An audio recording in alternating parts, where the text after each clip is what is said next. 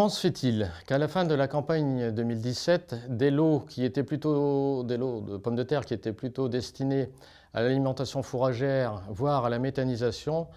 ont quelques jours, quelques semaines plus tard, été largement recherchés et ont pris une valorisation inattendue? Eh bien, tout simplement parce qu'au cours de l'été, les prévisions de récolte en pommes de terre se sont révélées particulièrement décevantes, étant donné donc, les conditions sèches que l'ensemble d'ailleurs de l'Europe a connues. La France n'est pas la seule à avoir connu ces conditions particulièrement sèches, puisque la production européenne au niveau des principaux producteurs, que sont notamment la Belgique, la Pologne, la France bien évidemment, mais aussi la Grande-Bretagne, connaissent aujourd'hui une chute très importante de volume de pommes de terre. Cette situation se traduit forcément par une flambée des prix sur les marchés libres,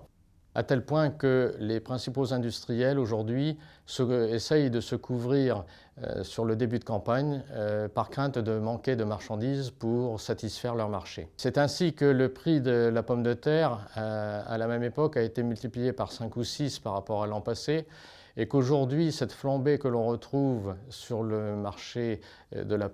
libre de la pomme de terre est largement déconnectée du marché des contrats et aussi du marché du frais. La crainte, je dirais, de cette pénurie de pommes de terre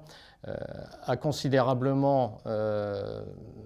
nourri les craintes de manquer de marchandises et provoqué donc une flambée des cours. Situation se traduira donc par de grandes disparités au niveau des exploitations productrices de pommes de terre.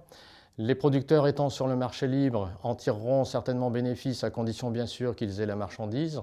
alors qu'à l'inverse, ceux qui auront été dans des situations de climat extrêmement sec dans certaines régions, là encore la pluviométrie très localisée cette année fera la différence, connaîtront eux une mauvaise année. Cette année 2018 donc succède à une année 2017 où le marché était largement encombré,